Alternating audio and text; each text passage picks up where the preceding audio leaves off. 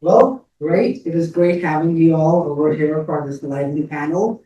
We are live streaming this as well. Just a quick note that it's also being live streamed on our voice and audio is captured as well. So we have an amazing set of panelists today for a panel on creative AI and efficiency and sort of like figuring down the human AI in decision making in these creative processes. So let's start by a quick round of panel introductions. Lydia, let's start with you. I'm Lydia Chilton. I'm in the computer science department at Columbia University. But it has been my great pleasure to be working with the School of the Arts, the MFA program at Columbia, and the few people in the digital arts there. And they have absolutely blown my mind. And I'm going to show you some of the things we're working on together. I'm Özge Samanci. I'm in the radio TV film department of Northwestern, and I work with emerging technologies for art making purposes. So that could be used for media art installations or filmmaking, and on that way I can contribute there. Max Kreminski. I was previously, as of late 2025, running the Storytelling Lab at Midjourney. I'm now going to be incoming faculty at Cornell Texas in the Design Tech Department, and I'm currently a visiting scholar at UC Berkeley for a few months.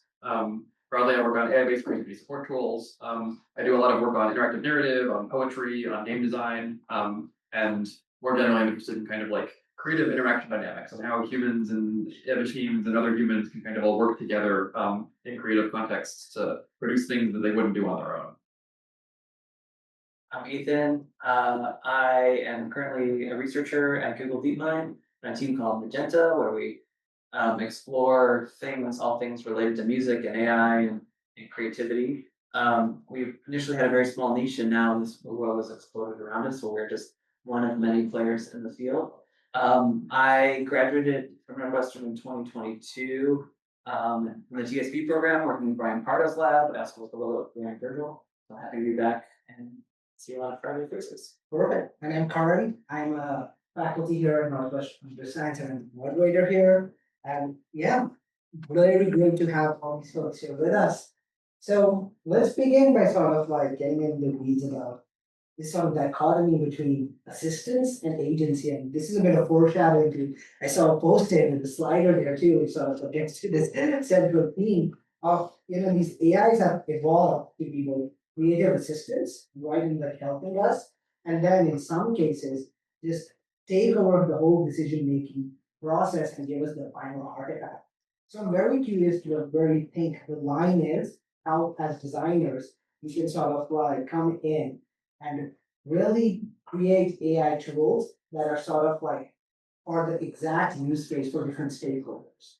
So what is your thoughts on this? Assistance versus full decision making output? Lydia, I guess we can start with you. Yeah, so the artists that we've been working with, what we find okay, backing up. Yeah. I taught this class called AI and Storytelling before I really knew what it was. And the one thing that we learned is like the AI, whether it's generating video, audio, text, isn't really that important. It's the story that's important. The rest is just stuff. And so starting from that, we've been really trying to understand story more deeply. And AI is just sort of a thin layer around that because what hasn't changed is our mind's desire for story. I include music in that, there's an emotional story, and that includes us projecting what we think into that story. So it is interactive fundamentally. And so we do some tools for artists, and in these groups, what we love that they can vibe code. Like they actually have a tool that they can like say what they want. But where we try to bridge a gap that we saw was in like they have an experience that they are trying to give others. How do they map that into something concrete that works, and how do they be in the editing process? So it's actually quite simple. It's just mapping. Here is the journey, the emotional arc we want to take, that we intend to take people through. What are ways that can instantiate that for people? And then people try it, and then you go back and like, oh, maybe that ending was too scary. So scary that they turned it off. We might not want that. And then you can dial down things in the experience to get the audience reaction that you want. So it is mapping this intent to an instantiation. of it, but with a clear feedback loop where you have to try things on real people to Right. say what experience they Yeah. have, and then you decide to edit. So it's kind of like we call it experience editing. Yeah. Um, That feedback loop is so important, where like you decide to edit, and you're sort of like a stakeholder versus someone designing an experience for you, and you're part of the consumer of an AI experience. That's a very good. Yeah, like when I taught before AI, when I taught computer code for arts course where students created like interactive pieces using processing back time, P5GS, Yeah. when they don't fully understand what they are doing, the code did something amazing. It looked really good, but like it was coincidences or the medium creating that situation. And it is so similar to working with like when you make films with runway, if you don't have full control of how to use that tool, then you are getting into more AI is telling you what to do. Right now, it's still not 100% possible to control the environment. It's still a negotiation, but I think it would be best if, like, as an artist, my intent is this, and this is the tool, and then I can be more in the human realm, I would say. Can I ask you a question? You said you were in film, Right. yeah? If I make a film in AI, or whatever, can I say that I directed it? Or is that a misuse of that term? No, you could completely say it because especially if it is something you are proud of, it means that you invested hours of your time. It's like frame by frame animation because AI tools throw you out really creepy, ugly, very burning images, and you don't want to be the director of those. If you're saying I'm the director of this, you sit down there and made like 50 generations for like maybe for 2 seconds there. You fed it with live footage, you fed it with still images, your own photographs, you have an amazing concept idea. Yes, you're the director. Is it the same as what a director would do to people? Like, oh, don't make that face, that's bad, that doesn't look good. Is it the same or is it different? Time investment wise, maybe it is, and the process wise, it is. Yeah. So that it still requires an enormous amount of time to come up something good, come up with something good. Crazy. Yeah. That's very fascinating. Like, how do you distill that down? And like one thing that's coming across like this idea of intent.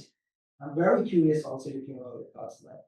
What do you think is the best way to give intent? Is text the format that we're like have decided that this is the way to begin, especially from the world since you're in an industry? How do you sort of think about the communication paradigm beyond the text box or even now with these new editors that run the has in Germany?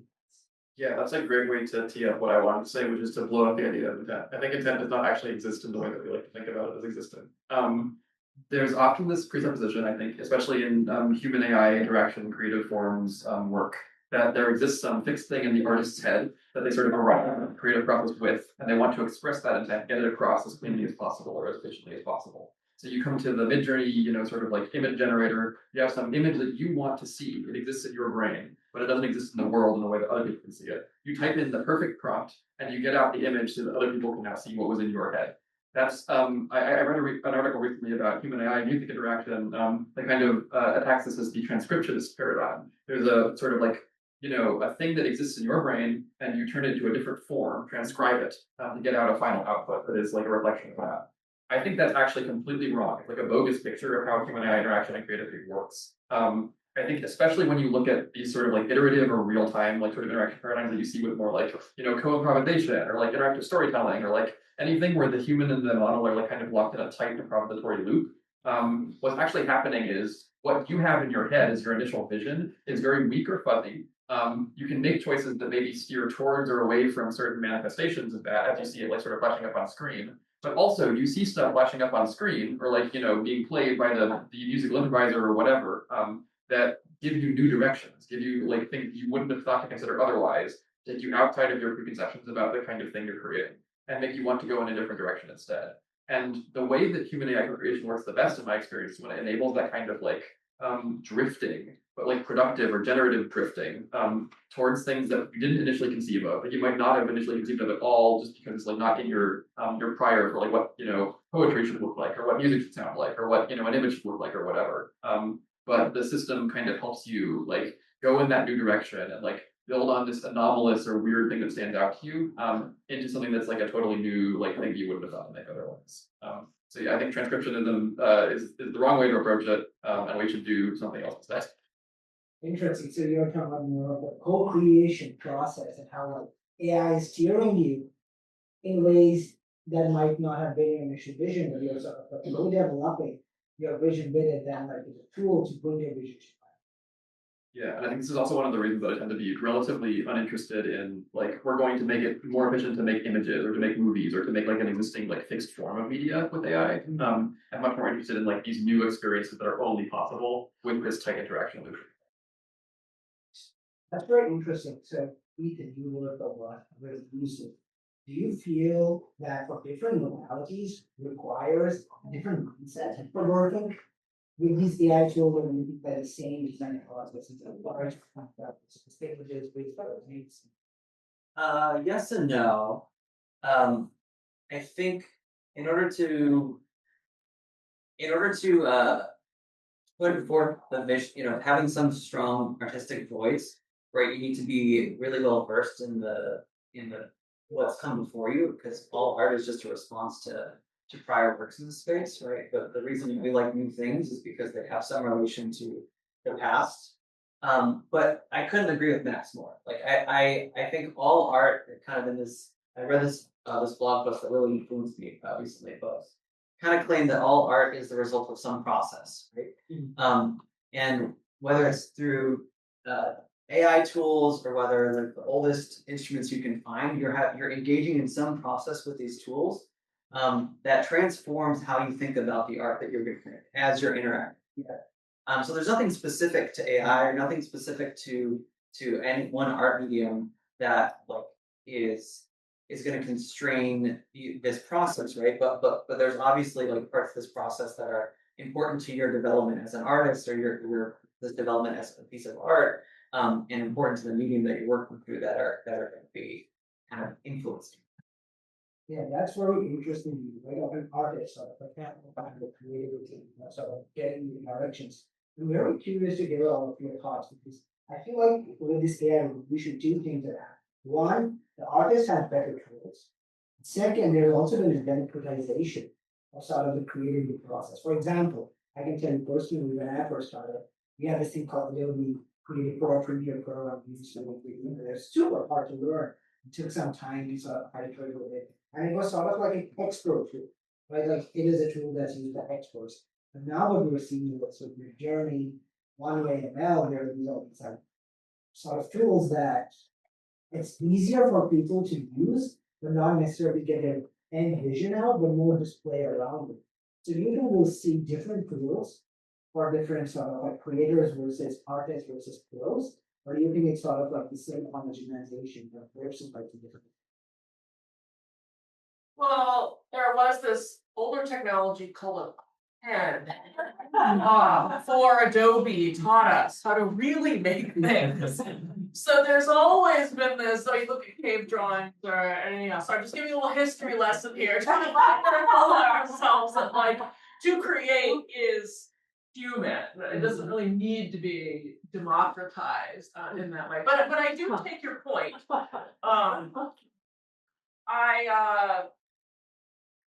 Actually, let me stop there and see if anyone else wants to argue with this. I won't argue against the pen.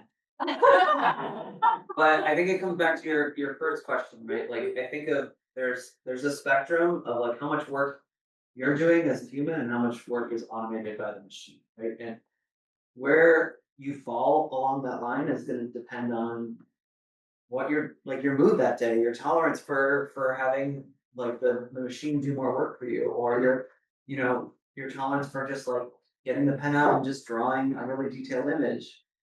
Yeah, that's really interesting. Guess what I'm getting at is I don't think skill is a precondition to where you would fall on that sort of scale of I want autonomy versus decision power and agency, or is that agnostic? I think the question of skill is skill at what, right? Because there's different mediums that are equally good at certain kinds of things or bad at certain kinds of things, but that have different trade-offs associated with them. This idea of the normative ground is one that I've been talking about a lot lately. This comes from a GE paper about like creativity support tools of power, basically. And the argument that you can make about the normative ground of like photography versus painting, for instance, is that photography makes it really easy to capture photorealistic images of things you can actually see or portray in the world. And painting makes it really easy to capture like evocative, painterly images. And you can do photorealism with painting, and you can be a very skilled painter, and that makes it possible for you to do that. And you can also do abstract art with photography, and you can be like a very skilled photographer that makes it possible for you to like see or arrange objects in a way that like allows you to get abstract out of photography too. But there's sort of a default grain or a default normative ground of using each of these different technologies of image production. The same with Midjourney, the same with some other thing, with a pen, for instance. And all of them have ways that they push against you and ways that they try to like, streamline like a particular kind of creative practice. And I think skill is always in some particular creative practice, which is often linked to the details of a particular medium or tool or substrate or whatever. There's no such thing as like generalized image production skill. There's only like skill with a particular workflow or material. I disagree. Yes, we found one. No, listen. Okay, just like in computer science, like I don't know all the languages, and with live code, I don't have to know all the languages, but I do have to know how to debug. There are these meta skills, and in art, the artists I work with across many different areas. You guys know who Marina Abramovic is? She's a performance artist. She had this piece. Just sits down and stares at people for like weeks at them. I'm like, what skill is that? Sense fleisch? Like, so there is the meta skill of seeing, perceiving, and iterating, and also like having your pulse on like what's going to be interesting to people. And I think even more important with AI right now is there's less of that. When you say skill, I think you mean like where do I move my mouse in Photoshop? Where is the magic wand tool? Or like sculpting, like how do I hit this just so hard so not too much rock comes off? That I think is, I don't want to say irrelevant, but there are many fields, and it doesn't like Marina Abramovic doesn't have this either. Where performance art, there's no like technical skill like that what a traditional MFA would have to do. Even actors have to do. There's lots of skill in it, but like. I think more important now becomes the meta skill of seeing, perceiving, and iterating. And I'm going to be default between. I think there is a truth in both sides. Like in the past, having one skill, being a really good film editor, or being a really good cartoonist, or being able to draw, that was important. But right now, what is important is being the meta thinker, like the generalist, like who knows this, and can see the connections between them, and can use all these existing tools in a meaningful whole. So that generalists are becoming more important.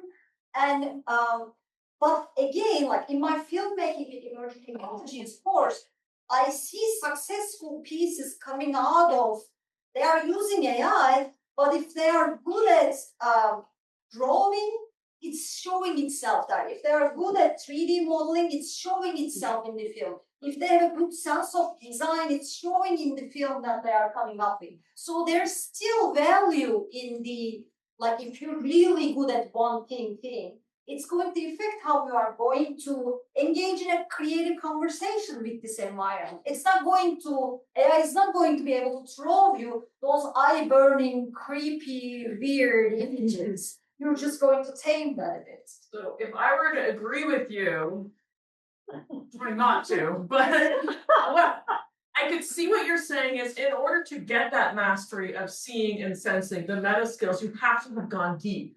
Or the most common way is to go deep in one field that teaches you how to get there. And then maybe you generalize. Yes, you have to suffer in one movie.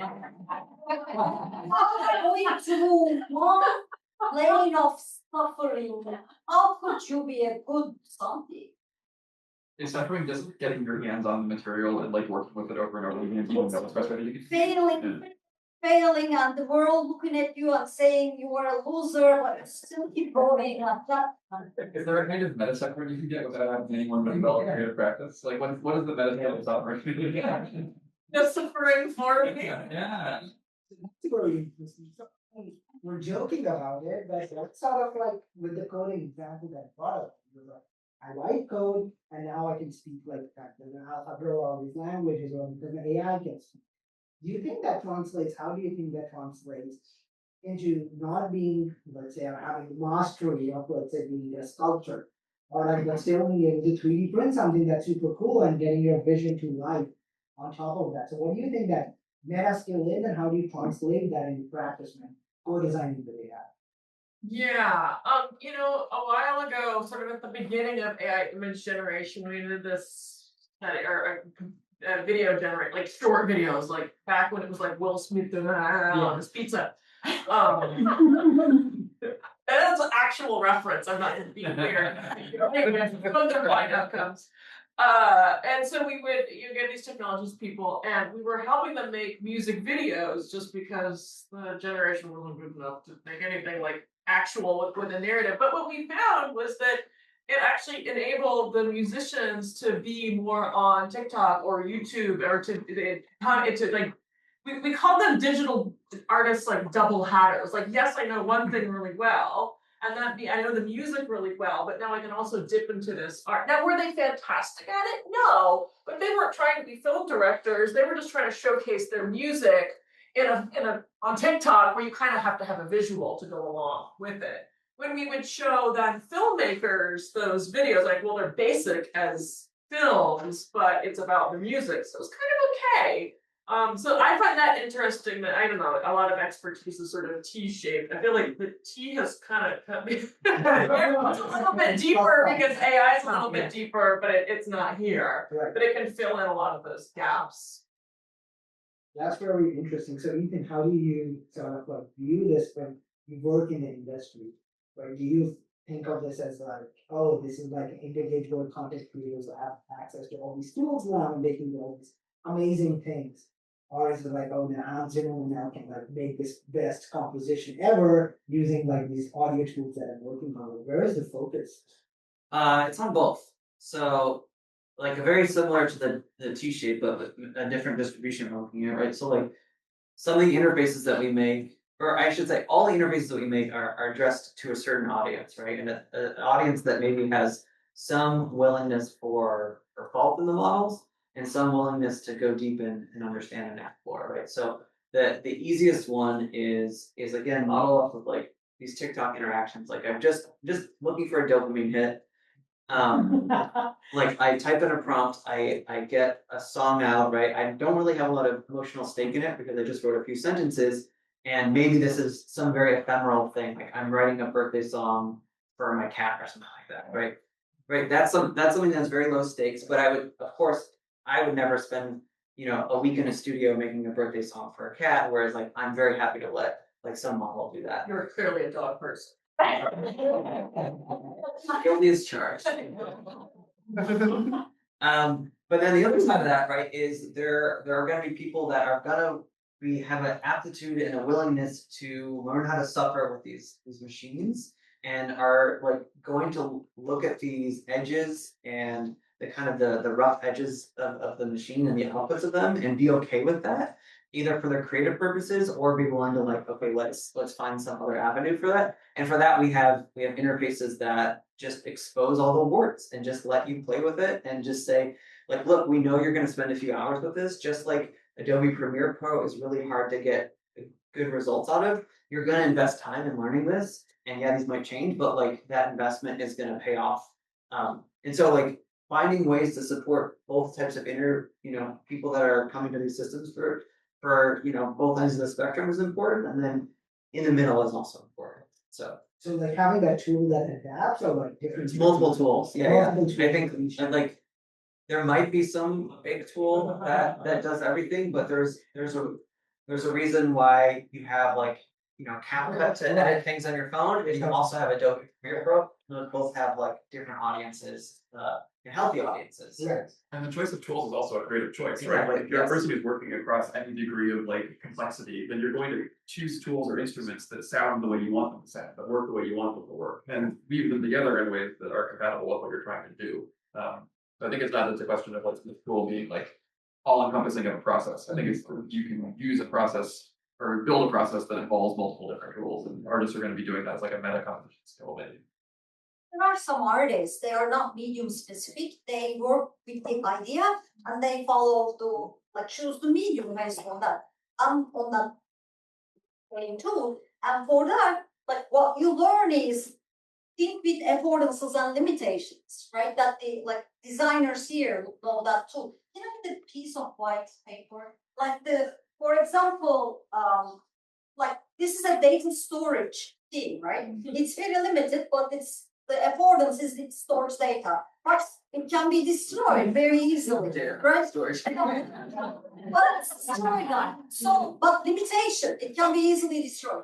But if you know, if you're familiar, friendly with this medium, you can say, okay, but I'm gonna use this like negative affordance as a positive affordance. I am going to make music with this, right? That is the affordance now. So that with AI, it's the same thing. Like when we make films with these environments, we realize that it is creating creepy, uncanny images. Things are changing into something else in unexpected ways. When someone cries, it doesn't look like real tears. So then we have to take that limitation and turn into a superpower. So that like suffering is actually understanding what are the affordances and what are the limitations in any medium. Yeah. So one of the artists that I work with, he loves to subvert the form. That's kind of like his thing. And he likes to take productivity tools and make art out of them. Just to show us that, like, those of us who spend most of our lives like on computers doing stuff, like we see them as productivity tools, but it's just stuff. You could do anything. You could go rogue. Like you could send emails that become art. It really blows my mind. It's one of the things that makes me see my experience differently. That it's not Microsoft Word. It's this other thing. It's art. That is very interesting, right? Like it's not like so it's art and sort of like these different affordances that they create. I'm very curious to hear your thoughts on sort of homogenization of the creative process because the nature of these models and how they're trained on like the world's data, right, and artist data. Do you think there will be a time where they just converge to a creative team just because of the way that they have been trained on this? Is that something that we should be concerned about? Max, that's for you. Yeah. So I've known for homogenization effects work language models in particular, and I think there is a homogenization effect when you have a whole bunch of people use ChatGPT for an open-ended ideation task, and they ask all the same questions, and they get all the same answers back. That's kind of obvious. I also think that there is a convergence effect with lots of different language models all converging on similar outcomes because they're all trained on roughly the same data in roughly the same ways. I also think that what this means for tool designers is that if we really want to open things up to artists and to get like a plurality of voices back to like the creative field, then one of the important things we should be doing is focusing on letting people train their own models, letting people fine-tune these models, letting people build interfaces around these models more easily, so that people who are working with these models in the artistic process are not forced to use like a single giant black box that no one knows what's going on inside of it, and it's the only thing of its kind that's out there.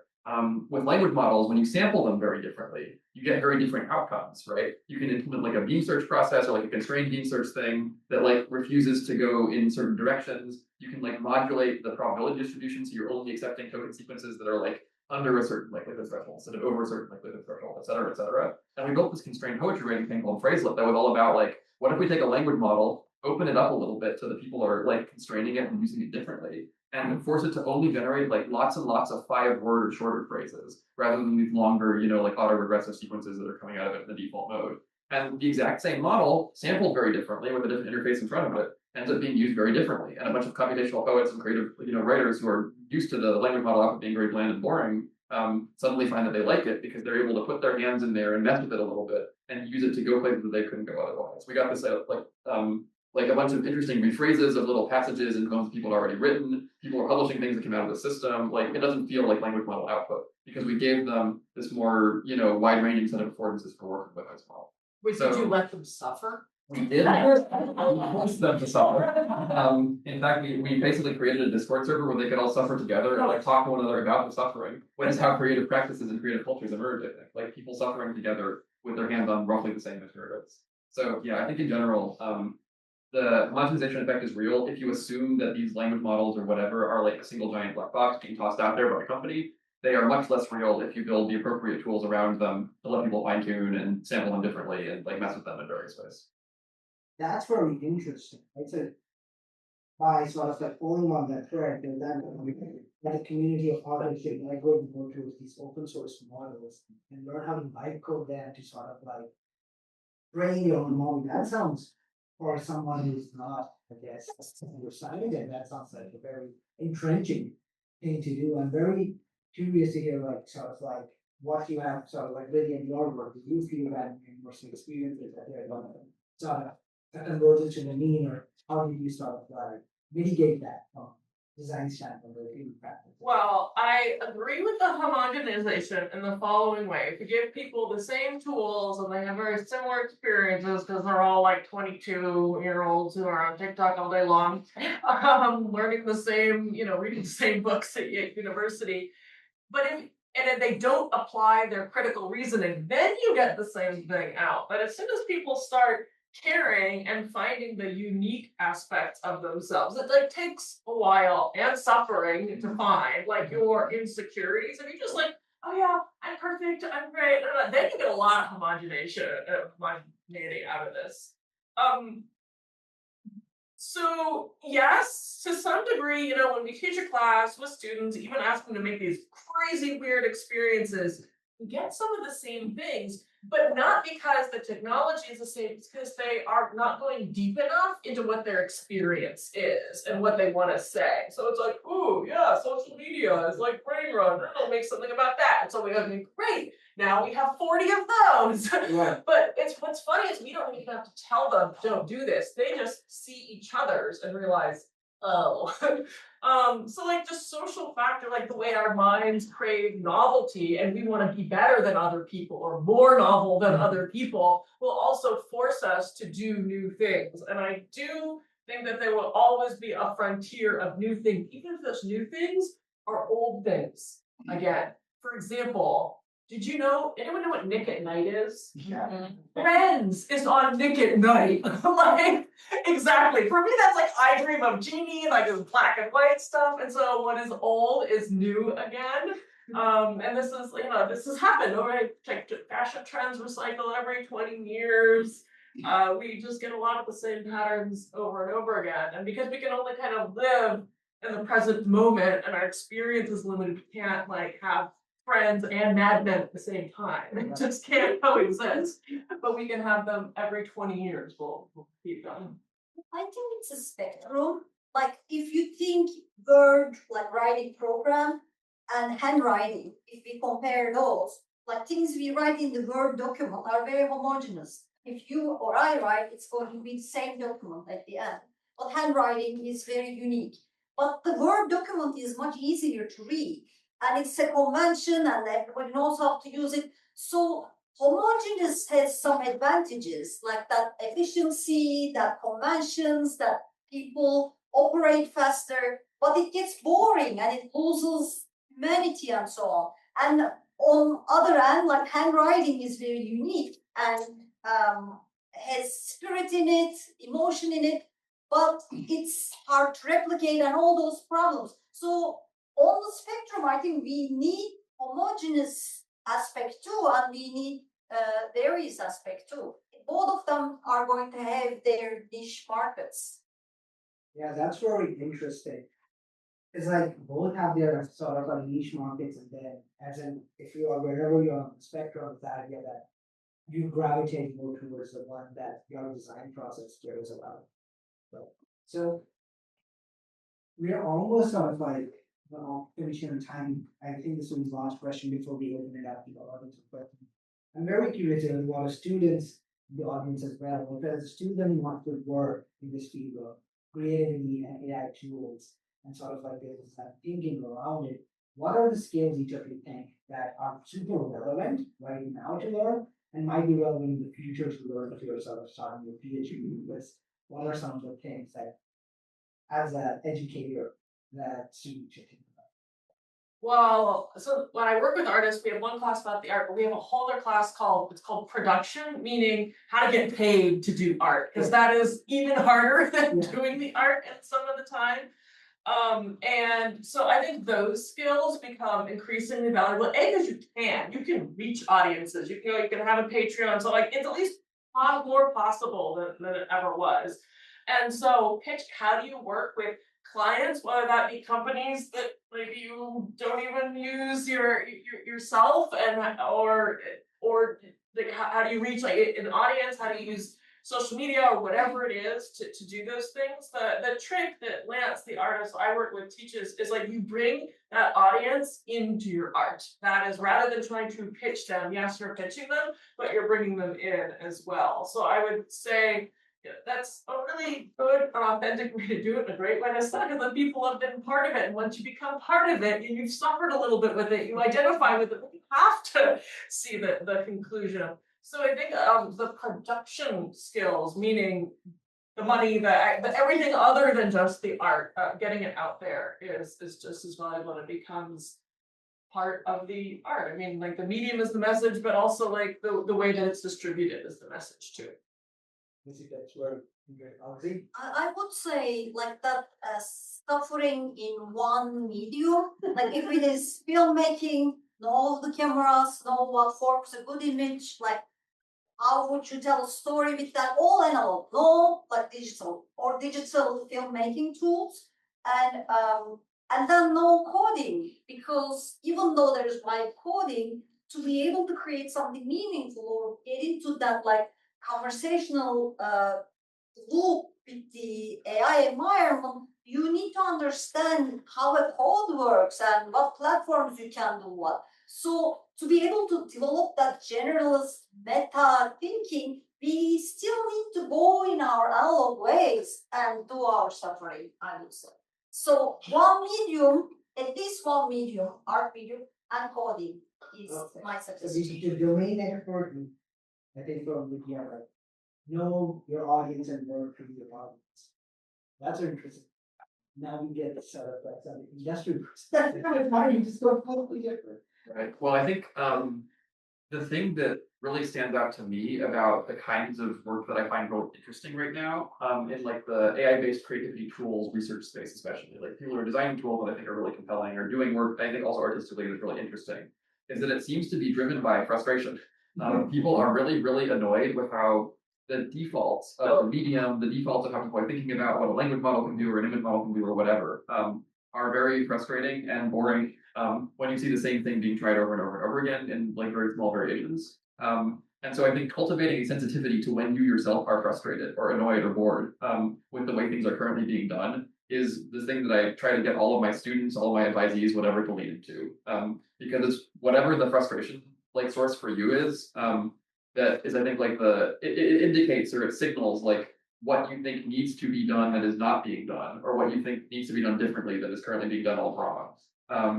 And in general, when I've done my best work in terms of like making a cool interface that catches on with people, or that like sort of illuminates a new corner of design space, it's been directly driven by like a contrarianism almost of like, I think everyone's going about this incorrectly. And so I need to provide a counterproof, like an example of something that is not that. And I'll try to do that as strongly and as vividly as possible. So I guess like cultivating a sensitivity to your own frustration is what I recommend.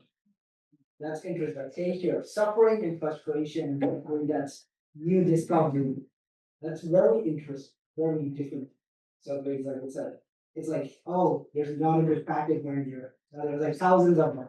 Hopefully like one emerges from that frustration and suffering. Ethan?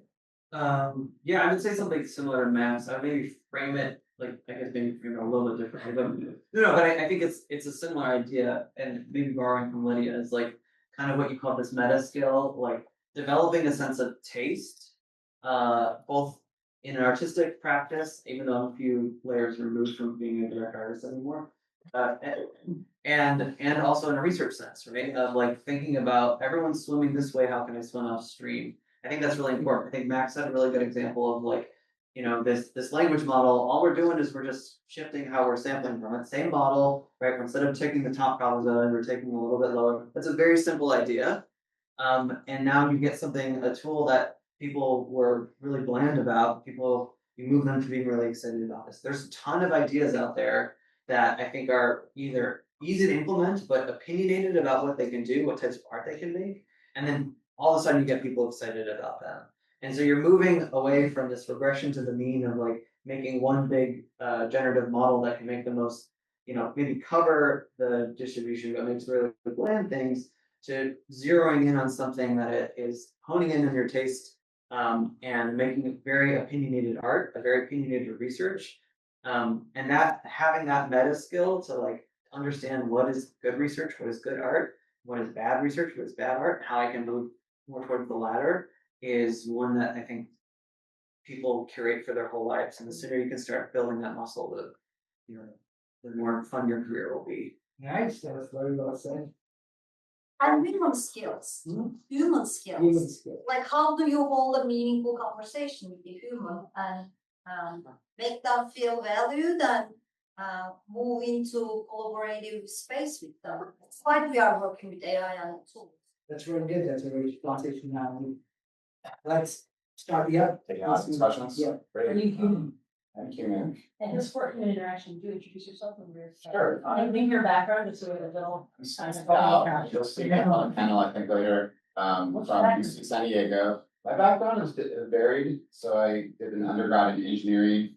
I went to do my PhD, where I really engaged with storytelling and immersive interfaces, and then sort of studied design process and ended up in a cognitive science department. So I don't have any degree in cognitive science, but there I am.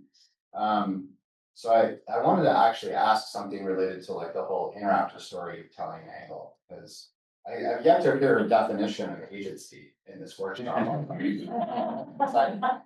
But when we were doing interactive narrative, the whole question was, how much agency do you give to the user? Are we giving it over agency, especially in like a narrative context? It's always like exactly the intention of the designer that giving to the audience. But when you get the audience involved in the interaction, you're in a way giving over agency or power to the user to shape their own experience. Almost like maybe uncomfortable for the designer. How far do they let the user, the audience, go with this? And so is that similar to the fear we have over agency in the creative process? Is that a different notion of giving over agency in the creative process? Does that question make sense, Max? Yeah, 100%. What do you think? I think you're on 100% the right track. A lot of the systems I've been designing have been interactive narrative systems that try to use similar strategies to what we use for managing player agency in like the traditional interactive narrative design process. We're also managing some kind of AI system as an intermediary and its own agency in terms of like, we have this idea of a drama manager, which goes back a long time in interactive narrative history. As an AI system or something something akin to it that like looks at what's going on in the ongoing interaction between the player and the game and tries to like curate what's going on in the game or adjust what's going on in the game to try to elicit more interesting narratives, basically, to like get the player to do certain things, but then also like spawn things in response to what they're doing or like manipulate the plot or trajectory towards certain goals or endpoints or that kind of thing. And I think what you see when you give over agency in the creative process, not just to the player, but then also to like a language model or some, sort of like constructed system that's trying to act as your agent, the designer's agent, to try to get certain kind of outcomes that you're interested in to happen, is very similar to what you see in like Dungeons and Dragons, where there's a bunch of different sort of agencies all conflicting and competing to try to shape the story. And then more generally, when you're working with an AI system, there's something outside of yourself that you're kind of like voluntarily ceding some agency to. And that is itself part of the probably of the art of the point of what you're doing. And there's things you can get from ceding part of that agency that you would not get if you were sort of like tightly holding onto it. So I think, yeah, you're totally up to track. Almost like a little bit of like being okay with having a little less control over every pixel or every detail that you want the person to experience. One of my absolute favorite like sort of works of art in general is there's this guy who works with caddisfly larvae, which are these kind of little like worm-like things that kind of go in the soil and like grab little bits and pieces of rocks and stuff and like form a cocoon around themselves so they can metamorphose. And what he does is he takes these caddisfly larvae and puts them in an environment that's full of like little bits of gold and gems and like little, shiny trinkets, basically. And because they have no other materials to make their cocoons out of, they make them out of these little gemstones. And so the larva starts the cocoon, eventually leaves the cocoon. Left behind is this little piece of jewelry, basically, that has been like bricolaged together by this larva. And I like to toss this into rooms where people are having like shallow discussions about agency and humans and AI and other creatures in the creative process, and like use like a smoke bomb and run, basically, because it always sets off like these huge questions of like, who is the artist here, who is the designer here, or what the larvae doing design, is it designing the context that becomes the core work of art, like all of that stuff around like ownership becomes very like complected very quickly. I think it's Hubert Duprop. But sometimes the very limited agency leads to a very engaging result. Like sometimes we imagine if we give all the agency, it's going to make the interaction super exciting. But if you think of a game like Beat Saber, all you're doing is cutting the boxes, but it's so engaging. Like many people can play it for hours because the context that you place it matters. Movies you have no agency. Yes. And I think the idea of agency is also complicated somewhat by some of my advisors and Stephen Dow's previous work on agency, which I think is partly what's being alluded here. So I might make that explicit. Let's move to the next Brian. Yeah, I have a question. So I'm Brian Bailey. I'm from Urbana. I had a very linear path. I did all my degrees in computer science. Here's my question. Each of you have expertise in film, storytelling, music. How do you make sure that society is going to appreciate craft? And how do we make sure that the public doesn't accept AI generated mediocrity? And my other part is, do you think in the future we're going to be producing better music? Are we going to produce better film? Are we going to produce better stories? Are we going to produce better musicians? Are we going to produce better storytellers? Well, what better means? I get to ask the question. I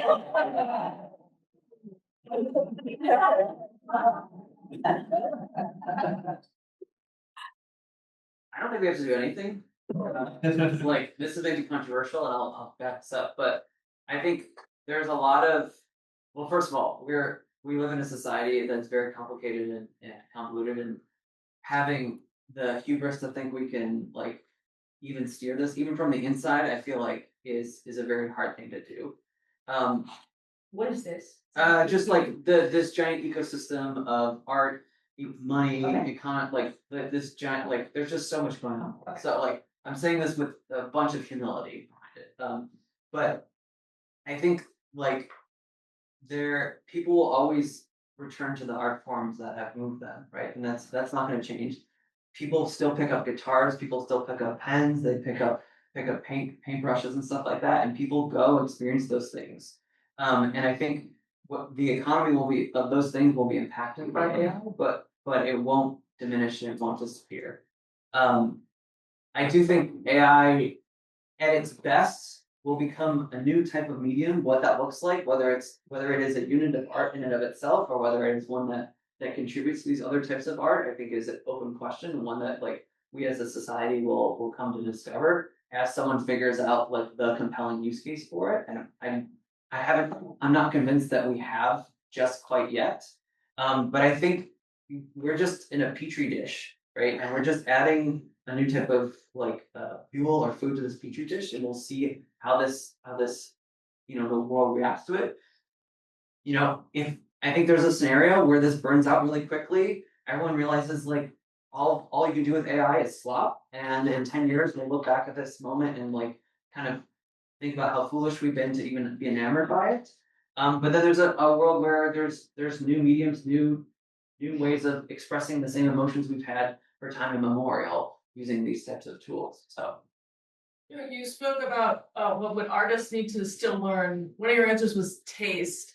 But I think if only artists learn taste, then who's going to appreciate it? Like most, right? How hard it is to read a novel, you have to sit for a long time. And like there's like someone kind of has to teach. Well, I have to teach you to read for one thing, but also to sort of understand like what the form of the novel is, and like once you figure like, oh, foreshadowing, it becomes a little bit more interesting. and a little bit less random. But those things require education, exposure, all the things. They're sort of more I want to say an acquired taste, but like less obvious. So it's like every album has, like the radio hit, but then the things that you like once you've heard it 30 times. And that's okay that things have this distribution. We'll have a consensus medium with like the easy popcorn reality TV, Love is Blind that I just binged.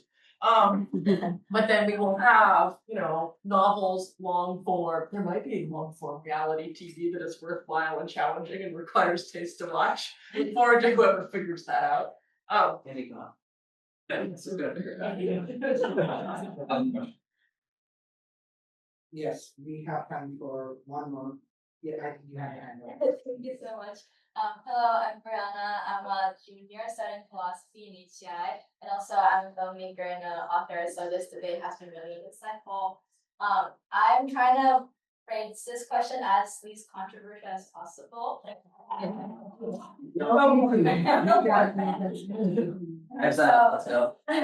am assuming I'm the youngest person in this room, and I am there to say, I think the people in this room right now is very, very fortunate to have completed your scholarship in an absence of AI.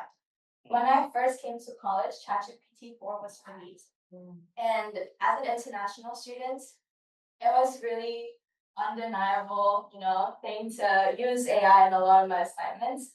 And it is really biting my ass, like right now. Like, I'm regretting a lot of my decisions and everything. So my question is this demographic, like researchers, like professors and like developers, engineers, is this demographic really get to say and talk about positively, can AI foster the agency and creativity of this new generation? Because new generation is kind of like a mouse in this experiment. You guys have already developed that suffering, that discipline, that skill set that you guys have already developed through a really established education. And we're here kind of left with some professors say use AI, some professors say don't use AI.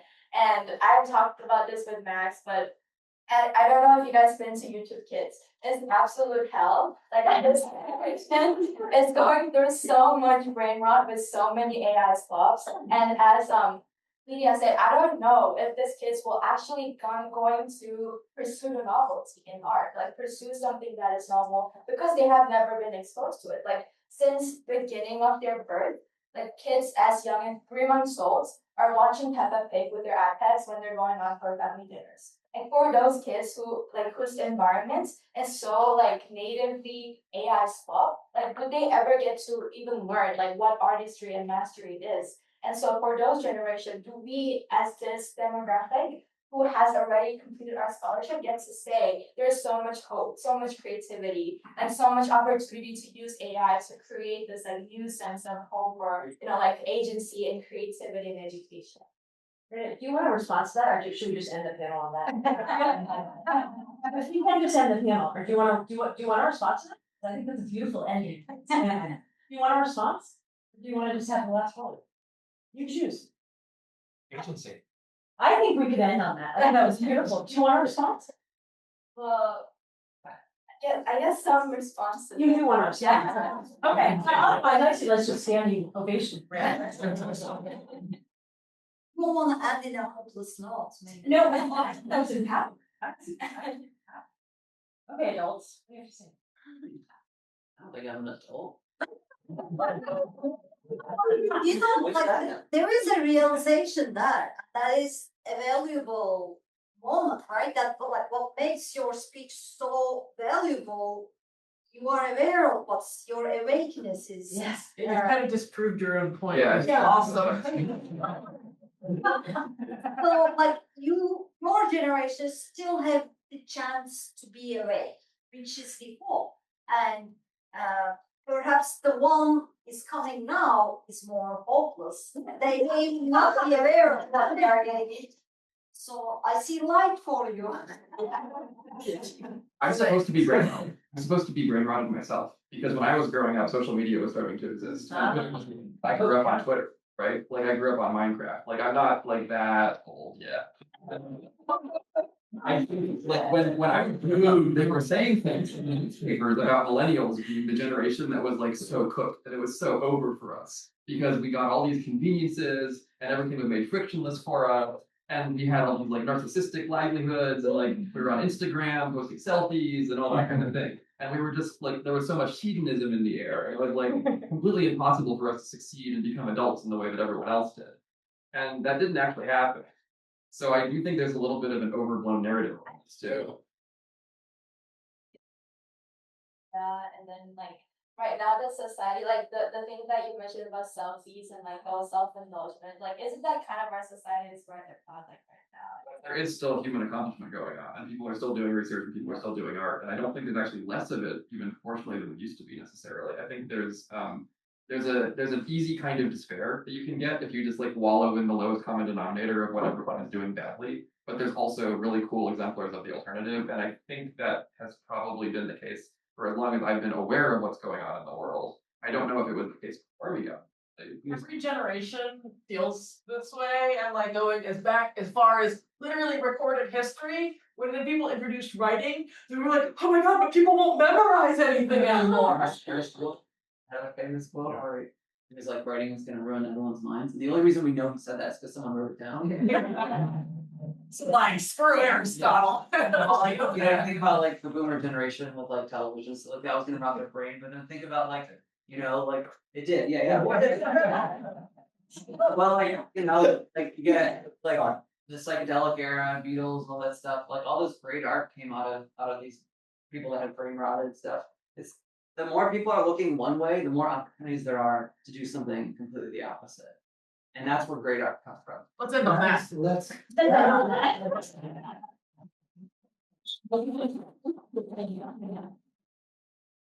Thank you so much. Yeah. We'll go to the next panel.